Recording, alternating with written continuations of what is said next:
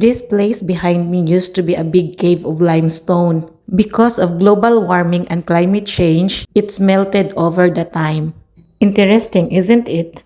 So after sa amo ang kiat-kiat gipanggutom nami. So it's food time. So they are serving Arabic and Indian foods. Ing ani jud ni mag-vlogger ta no, magutman gid ta kay unahon ang kamera. Si Tita Lerps multitasking, character, videographer, editor. Sa gitna ng dagat. Fishing also is one of the activities they offer.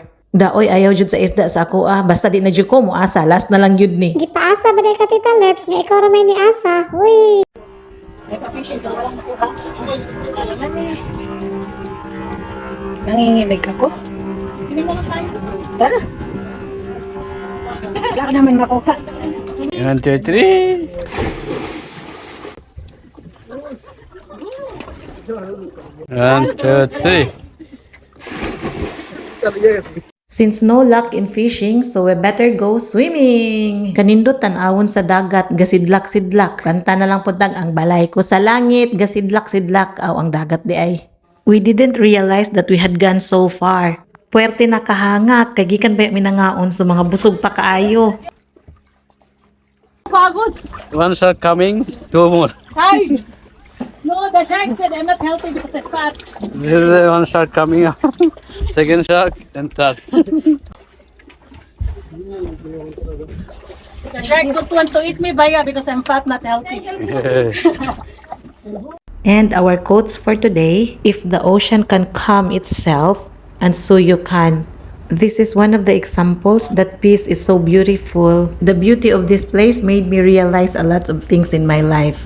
Move forward na Tita Lerps. We are now passing the limestone cave. They said this used to be a very huge cave and even the boats before can get inside the cave. And it's slowly melting, especially during summer, July and August. 4 or 5 years till finish.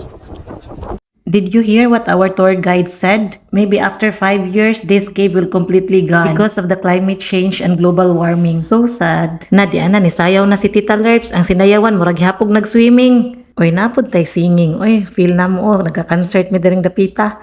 So let's go up and see the view from there. Nice pud kayo i-picture-picture diri. So we are on our way home na. Nadi ay diri ang gadrive aning barko. Nangita ko ani nila. Thank you, Smart Musandam. It was a very nice service, friendly staff, nice food, and we learned something new. Thank you. So kung mga kauban ga-chill-chill, kasayaw-sayaw. Wala na jud ko ka video pag naog kay bugat kay akong bag na puno sa kinasun. See you. Going back na. Enjoy? So much? Did you enjoy ang kokot? Yes, very nice. Para sa hulaan, pakihula sa oras na tinakpan ng sticker. So we're gonna stop at the border and no camera allowed. And welcome back to UAE. See you again next time. Thank you for watching. Please follow, like, and share.